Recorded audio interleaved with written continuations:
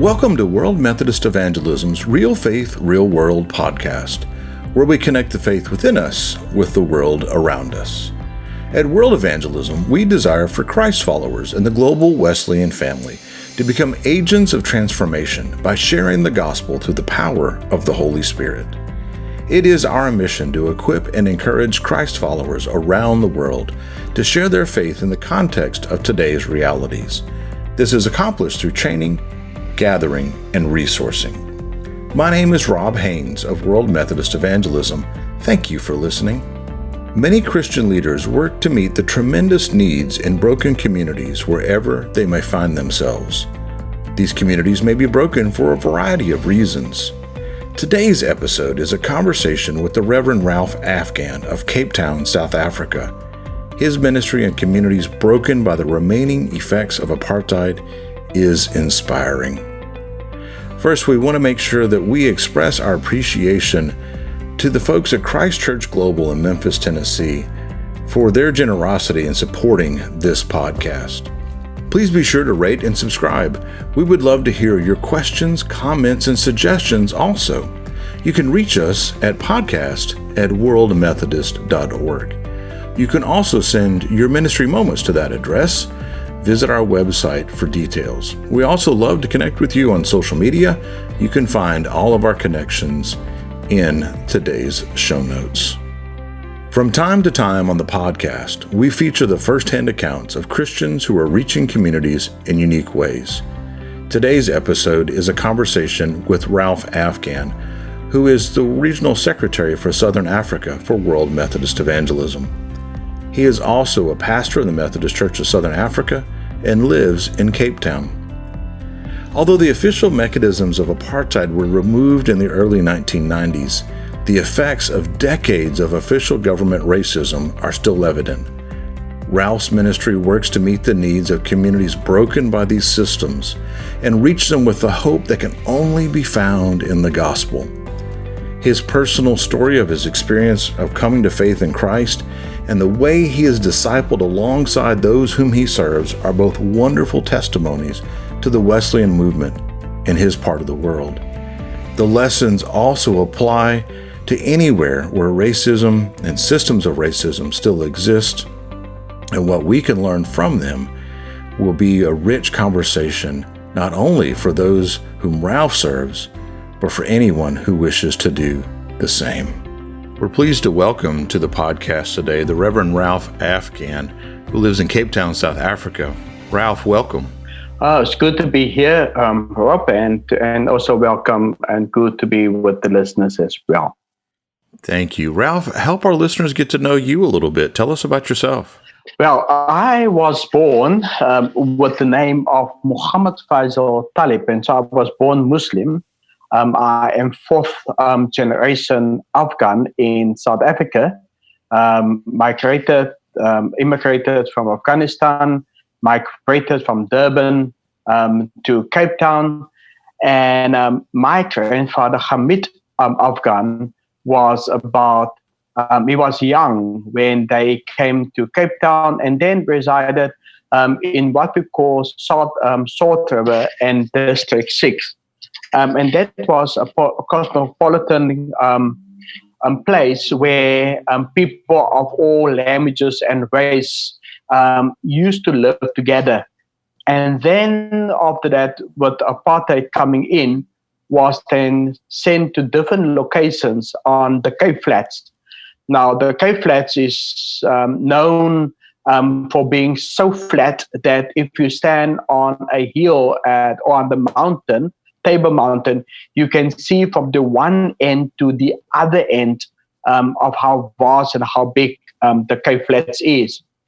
Our family was then sent to Bonteheuwel. If you translate Bonteheuwel into English, it will then be Flores Hill or Beverly Hills. But it was nothing as fancy as that, right, because it is the dusty streets of Cape Town.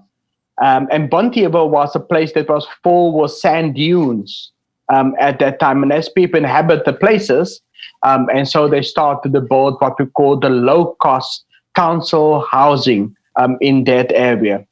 So at the age of turning 6, a quarter of my family then converted to Christianity. And that is thanks to my grandmother that at that time um, found this guy, and they started to live together. And his name was Ralph, and his surname was Martin. And with the name changing, I was given the name Ralph Martin, but I kept my surname Afghan.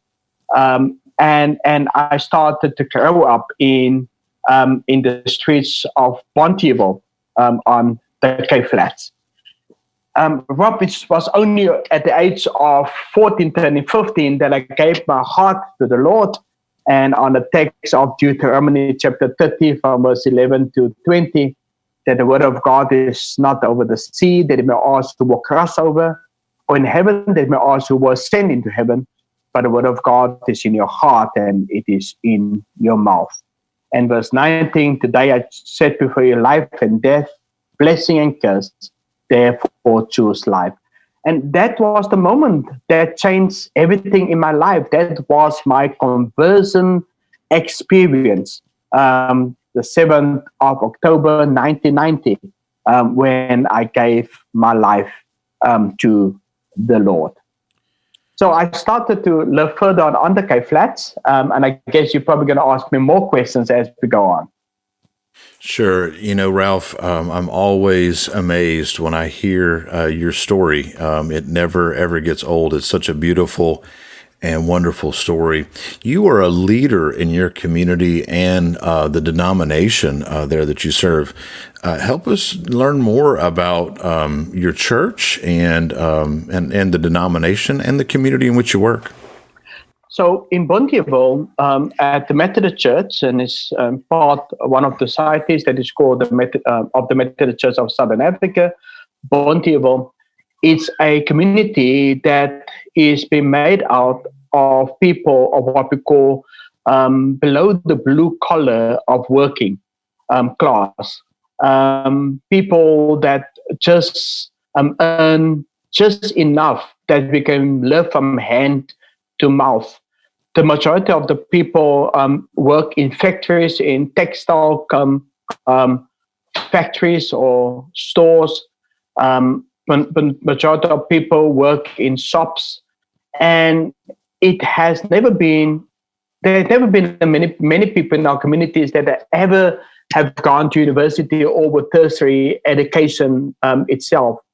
And in my young age in that community, I remember in the youth movement, and in much of the riot and boycott of apartheid, it was rife, and life was tough in Bonteheuwel, even on the Cape Flats, wherever we find ourselves. And being a young leader under the mentorship of the Reverend Cecil Bagby, which actually brought revival into that place in the year of 89 to 1990, where scores of people gave their heart to the Lord, and the manifestation of God's Spirit amongst God's people. And I remember as a young leader and taking over the youth movement, in that community, we became to be very much radical. And one of the things that we started was what we call Bonteheuwel Churches into Action. And we were a young group that mobilized the senior pastors of that community to have an ecumenical movement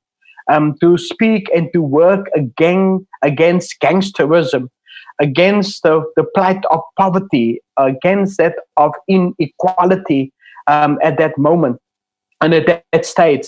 And it actually went much deeper when we then look at how the youth movement, because at that time we were still under 20% of unemployment, how we then established what we call Bonteheuwel Youth in Action. And the question that we set, and that time it was with the armband that we walk with, what would Jesus do? And we always ask in every situation, what would Jesus do?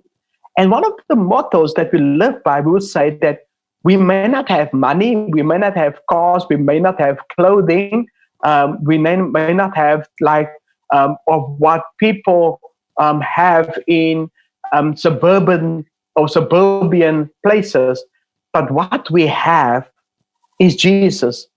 And a radical movement of change happened in that setting where we mobilized in that community where people used to die of gangsterism and fighting, where alcohol abuse was high.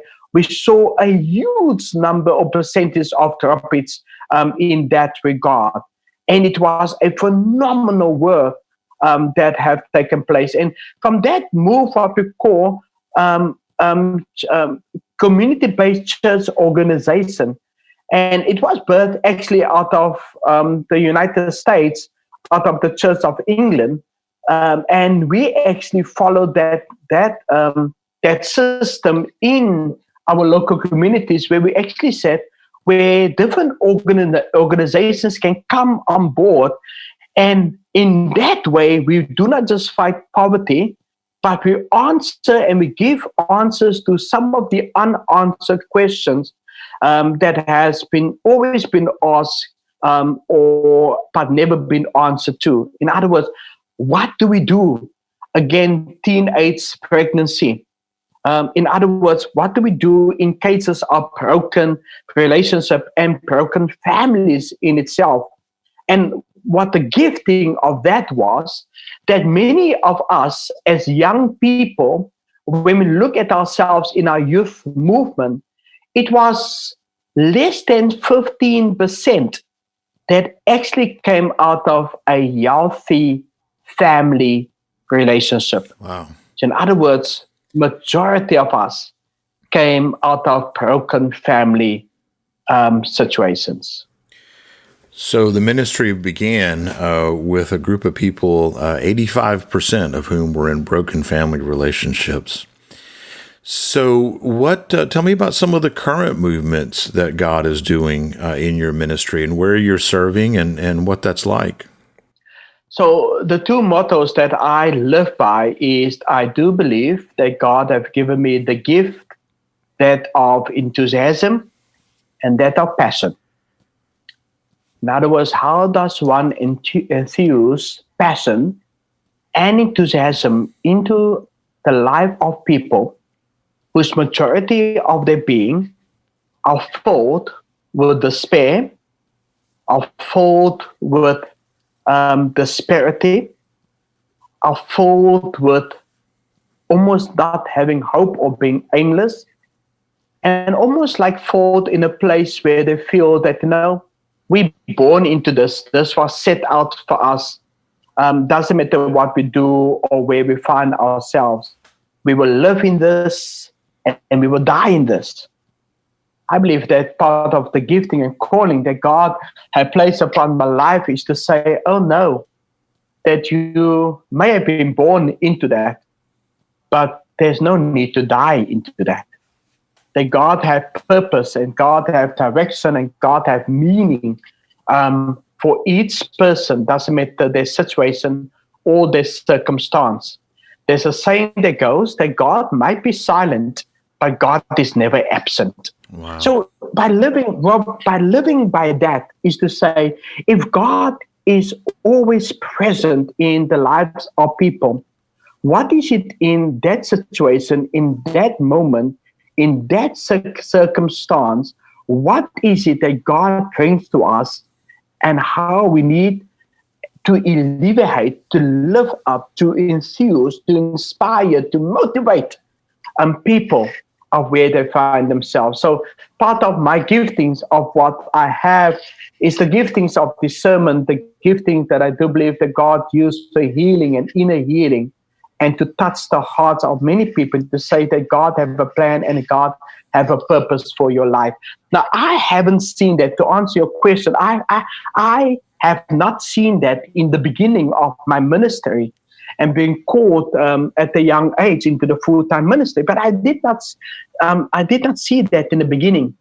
It was only until one person brought me back and almost like to say, remember your call, but also remember your testimony of where you come from. Yes. And part of that was coming from a broken family, coming from a place where there was always abuse, coming from a place where people say, it's my life and I live it, coming from a place where people live life forward, but they remember it backwards.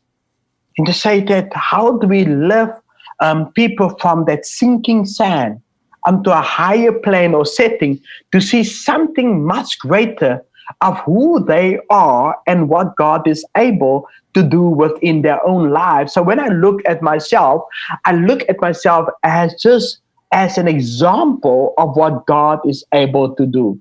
Now we know in the New Testament, can any good comes from Nazareth? I can say the same thing. Can any good come from Bontivo? Or can any good come from the Cape Flats?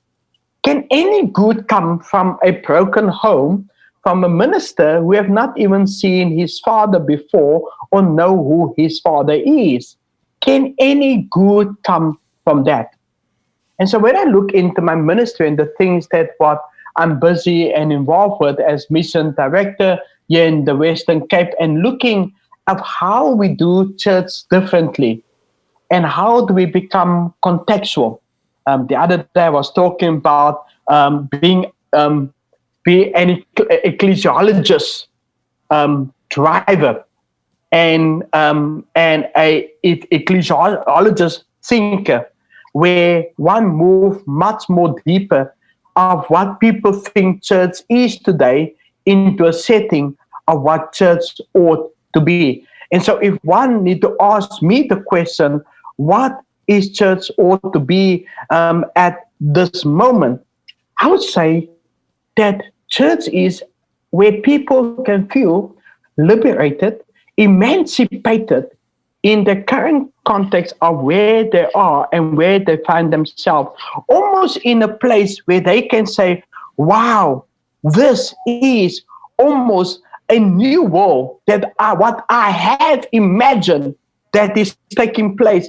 It's almost like to say the church becoming what I heard in this last week, that as life centers of life hubs within our community. So part of my work that I do is to say that how do I mobilize churches? How do I mobilize church leaders? How do I mobilize individuals to think differently of who God is, what God does, what God is able to do, but in the simple wording, being a missional landscaper. Now, let me unpack that. Before you do that, I want to go back to one thing, if I may, and that is an ecclesiologist, to help make sure where everybody is on the same page listening, one who studies the church and how the church works and operates in its mission in the world. So having that in mind, tell us about what a missional landscaper is. So a missional landscaper, and again, this term has been developed in the last 5 to 7 years. But when a landscaper look at any piece of land, it may be a dump, but he or she imagine of what this place will look like afterwards. And so in many places, people's lives in context of locality may be in ruins. Now, one of the things that what we live with today is that what I think that the church lacks in is developing more church planters. And it's almost like we have a generation take over churches where it is already established. A landscaper says that let us move into any context, any location, any situation. What may seem useless or unuseful, how can God use this? And then with analytical thinking and processes, move towards systematically towards that telos or that goal of what that landscaping will look like. Now, a landscaping have different phases. You might need to flatten the land, or you might need to take away all the garbage or the dirt or whatever had been planted or on that place. You might do the paving first. You might do the trenches first. all of these things. The end result, when people move into that place or that locality, when it is done, speaks of not just of 1 year or 1 month of work, but a process that have come towards that place. So in apartheid, when apartheid was done, one of the things in South Africa was the Truth and Reconciliation Commission. It have touched on some of the things, but it have not touched on all the stuff that need to have been done. And people that have stayed in their racial connotations in South Africa, and people that have not mixed much. And so the social class and the socio-economical class stay exactly at the same level. In fact, Desmond Tutu once said, and I quote, South Africa are most segregated on a Sunday morning when people are in church. And I guess that happens in most places. So for me, being a landscaper says, what is the ideal that God would like this place to look like? That's a beautiful thing to imagine. So many things come to mind, one of which is that when we talk about apartheid no longer being an official part of the government system in South Africa, but you and I have discussed before that it's not fair to call South Africa a post-apartheid country. Explain that a little bit. Are the race relations still strained in the area, in the country and in the region? So to go back, to say the legacy of apartheid was that of the failure of our transition to a complete whole democracy. Now, democracy have taken place. And again, one of our bishops said the other day that let us give news to the good things of what are happening at this moment. So there are a lot of good things of what is happening at myself. I'm in a cross-cultural station where my congregations are merely more white people than any other race. And I can see the phenomenal work of what is taking place. Number one, the acceptance of who I am and what I bring into that context, the transformation, what we're doing, not forcefully, but doing as intentional as possible. But also to say that we are the Imango Day, making the image of God, and how do we look at each other into that image of God. But what have come during these last years is that because racism has not been dealt with properly at this moment, in other words, the ugly truth of poverty that is still here, the unemployment and that of inequality. At this moment, South Africa stands at 30% of its population of 55 million people are unemployed. There is a speculation that when COVID-19 will be finished, and we hope it will be soon, it may rise up to 40% of our population being unemployed. Now, if we need to halve that, or to say 40%, that will give us almost about 25 million people, almost half of the population of South Africa being unemployed. And because of the ills of the past and how it has been fenced around of locations of where people stay, and because of economics, it's very difficult to say that this will be washed over in a couple of years. I normally say that it is my children's generation and it's their children's generation that will see a new South Africa where children that go to school together, mixed race, multi-language or bilingual, will see a total new South Africa. But at the moment, in the socioeconomic place where we find ourselves, where the socioeconomic are still in an unjust place, where most of South Africa live on a social ground, where most of South Africa live hand to mouth, where people in rural places are not as connected as people in suburbs and in towns or big cities or metropoles at this moment. It needs a new incarnation of partnership, not just between government and local people, but also between incarnation of partnership of people with all kinds of races and all kinds and all languages as well. I know that's deep. That's deep.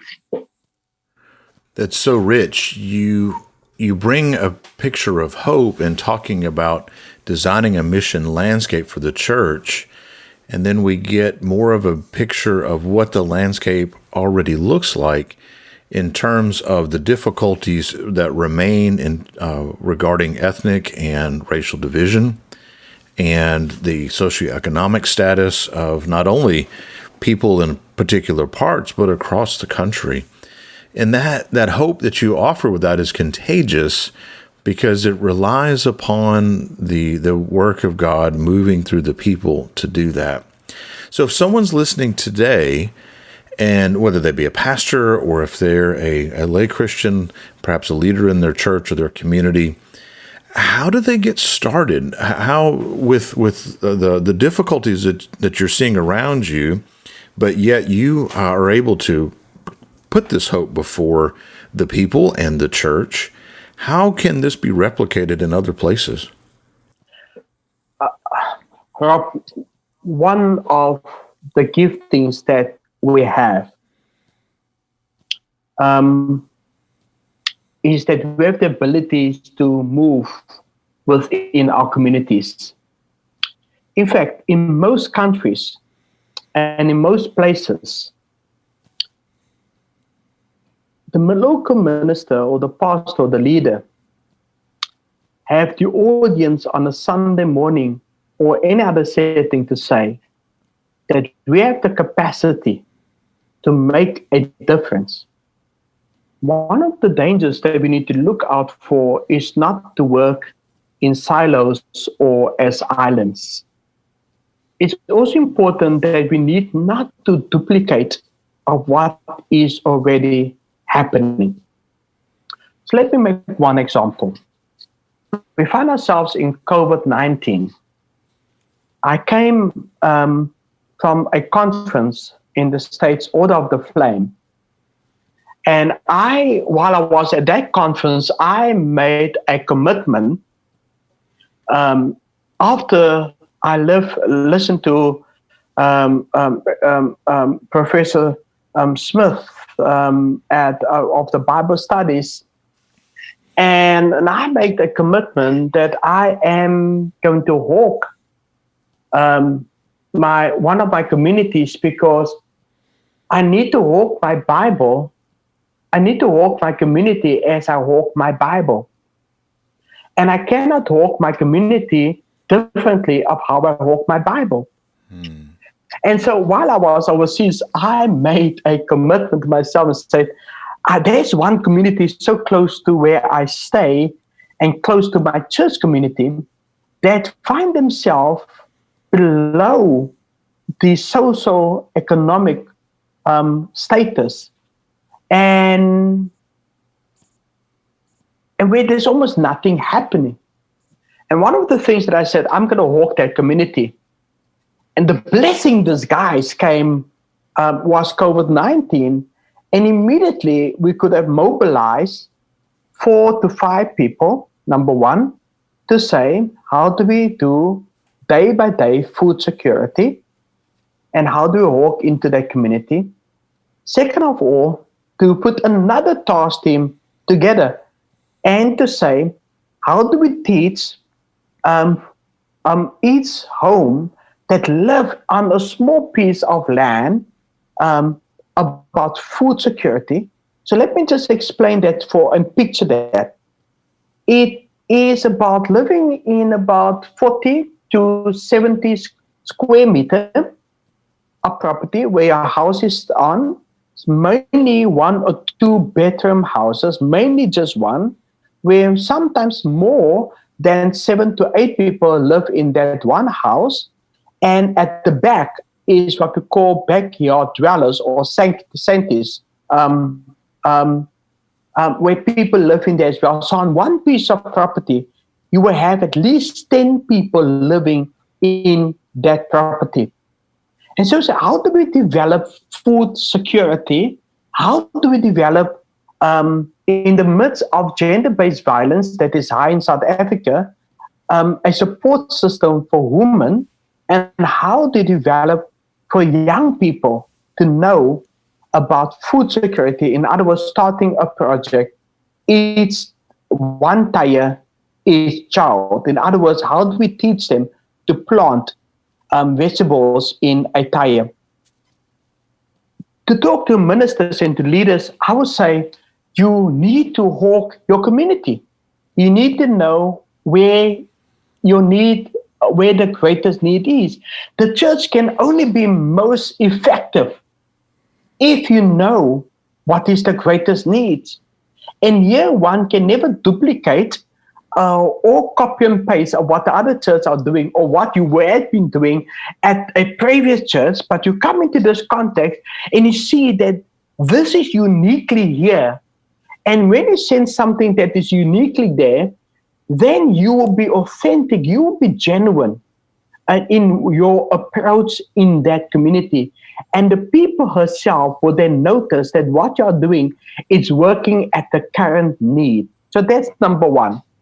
Number two, for me, is always your best friend to need to be the headmasters or the principals at all the schools, the police or the station commander of the police station. And then thirdly, you need to know who are the public role players in your community. Because sometimes people don't listen to us as clergy, but they listen to some other people that are the role players in that community and form a genuine relationship with them. So in other words, Rob, I have a cluster of people. Last night, someone sent me a text. Can you find out where our children's home can get masks for the helpers or the practitioners and for the children? And immediately I could go into two sources, and one is of the church and others is not. And so you link into these things, but it becomes when one walk your Bible the same way how you walk your community. So Jesus says, or Jesus said, I was hungry and you did not feed me. I was thirsty and you gave me no drink. I was in hospital. You did not even care for me. I was in prison. I had no visitor.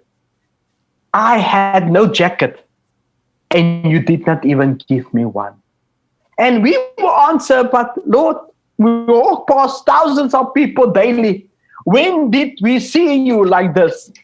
And behold, we were here. I was amongst those, I paraphrase, whom we walk past, and you did not notice me. When we walk our Bible, like when we walk our communities, like we walk our Bibles, we will see things that we have never seen before. Ralph, you reminded us that came from a teaching at Order of the Flame, which is a young clergy training that World Methodist Evangelism offers. You've been connected with other ministries at World Evangelism, one of which is your role as the regional secretary for Southern Africa. Talk a little bit about that. Help people know more about your role as a regional secretary and how that ties in to the local churches in that area and to the work that World Evangelism does with the greater global Wesleyan Methodist family. So part of my work here in Cape Town, Western Cape, and also in South Africa and in the Methodist Church of Southern Africa, in my part, I am the mission director, where I, in this part, have about more than 10 portfolios. The portfolios that falls under me: spirituality, church growth and evangelism, justice and service, human economic and empowerment, Christian formation and education, HIV/AIDS and wholeness, counseling, environmental justice, methods against substance abuse, our gender desk as well. And these are, and each one have a leader that leads those pillars or those desks as well. Broader than that is that my work also deals with part of children's homes and also homes of the aged here in the Western Cape, but more in an ecumenical church growth perspective, where we see of how do we connect not just with the ecumenical church, but how do we connect actually with local NGOs and NPOs and the work of what they are doing, and how we can go as local churches in partnership with them. It is about infusing just not the number of church growth, but it's about infusing that how do we make our church witness much more known to the things of what we are doing.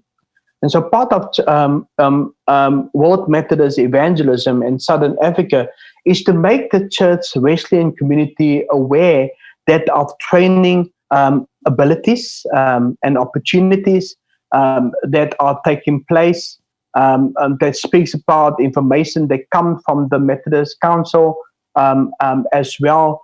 But more than that, of how the World Methodist evangelism can move into different other localities to do training and teaching, and also to help with systems in this place.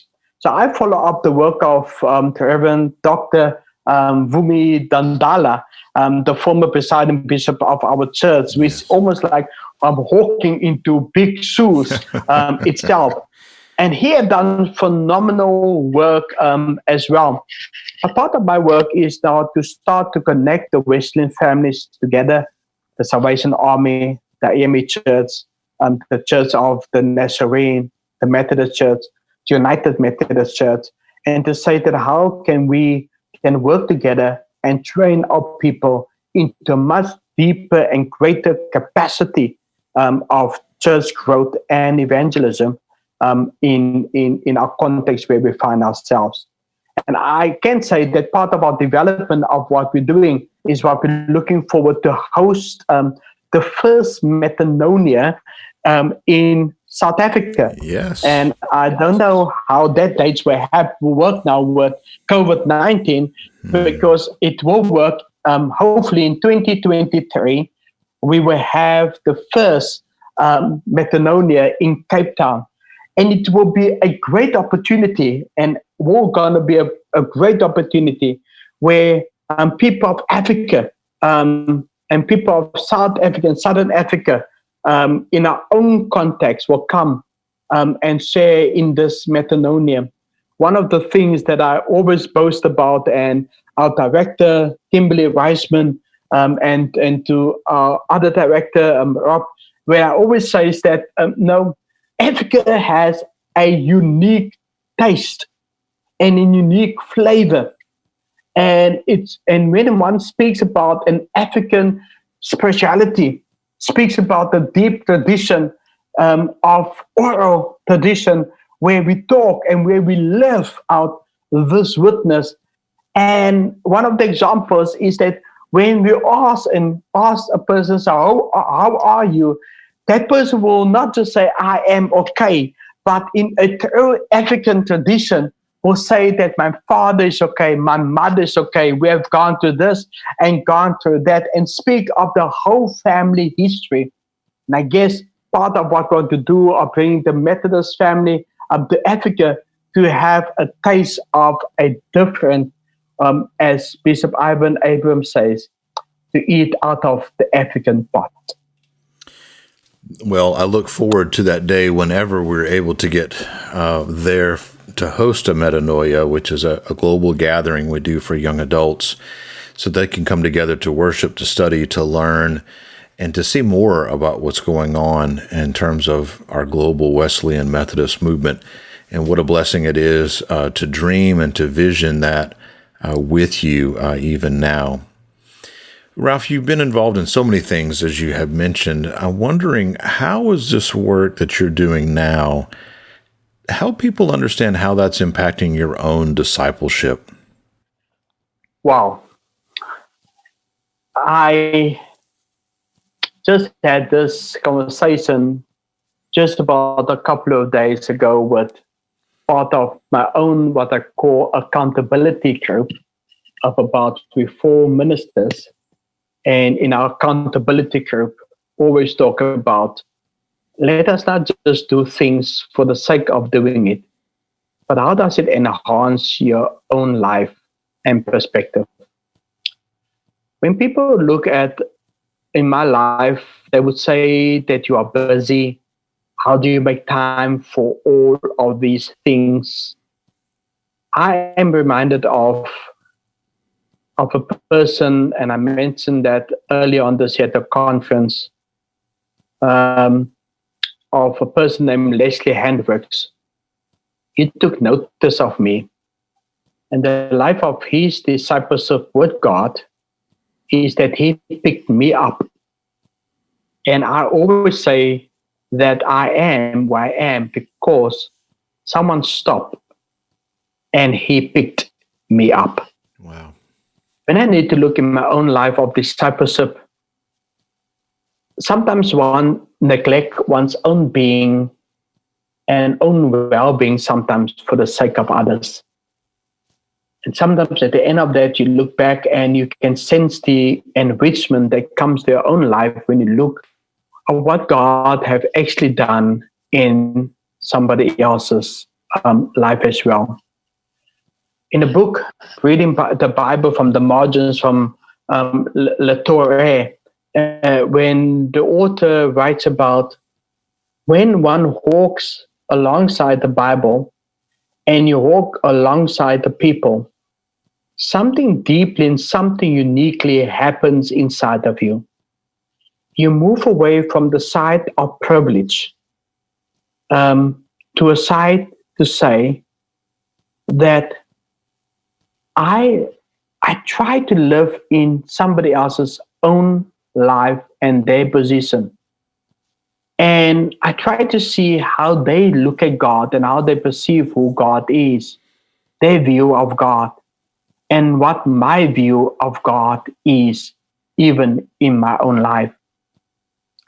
And when I need to look at my own journey of discipleship, I can actually say is that, the scars are visible, the wounds are sore.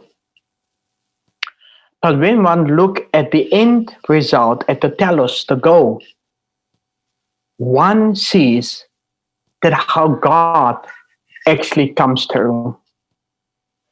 And in my own journey of discipleship and just following God and Jesus in my own way, I always look at this hermeneutic or the circle of tension in my own being, almost this dichotomy that I have not, I laugh and I am sad.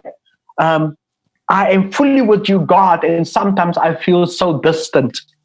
And in this hermeneutic of tension, even looking at the tension that was even there between Jesus and the communities, and Jesus and the disciples sometimes, or Jesus and the Pharisees, or Jesus in the dialogue with the rich young ruler, or the tax collector, or the blind Bartimaeus, and those tensions of conversations that happen. And when I look and I reflect in my own life, I'm glad that I can say that in my discipleship journey, I have not fully arrived. I do not fully have. I'm not fully whole. I'm glad to say that in my discipleship, there's still a deep longing and there's still a deep searching. I can say my discipleship is still a deep level of vulnerability, and there's a level of brokenness. I can say my discipleship, that in being incomplete in the feeling or the nature of where I find myself, I do know, as that one song goes, he got the whole world in his hands. I do know that he got my life in his hands. Wow. So my discipleship is the image of a young woman, girl, that has been raped or been molested or teenage pregnancy. My discipleship is that of one that have no food tonight and thinking of where their food will come from. Or my discipleship tonight is like many other people around the world that have a loved one in hospital, but they cannot go visit that person. My discipleship is like that person. They do not know what it means to have a father or mother, or that stays alone. It's not complete. What an absolute beautiful picture that we are discipled together by the power of the Spirit uniting us, but also that we do that in community with God's people around us. Ralph, what an inspiring conversation. And as always, I learn so much whenever we talk, my dear friend. How can people get in touch with you? Well, I am on Facebook, Ralph Afghan. There's only one of me. That's true. That's true. and you have discovered this. I'm one of a kind. I'm so sorry for that. That I'm one of a kind. They can I'm on Facebook as well, and all my details is on there. And my personal email is rev.afghan@gmail.com. I'm available on that as well. And also to say that I do love and have a very heavy schedule as well. But I love to travel.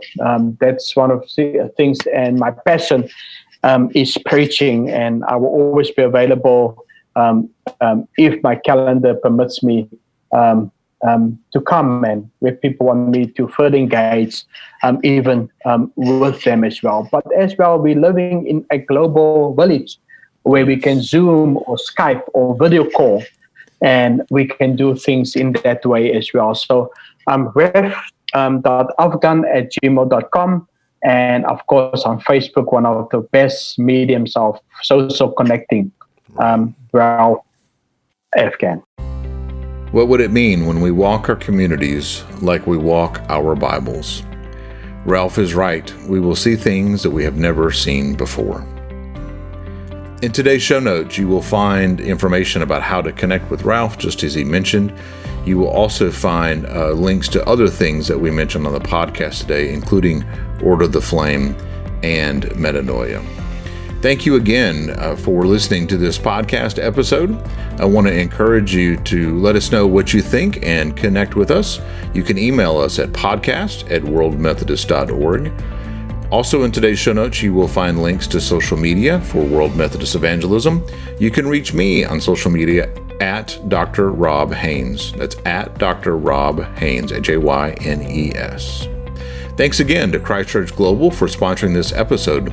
I'm Rob Haynes, and you've been listening to World Methodist Evangelism's Real Faith, Real World podcast.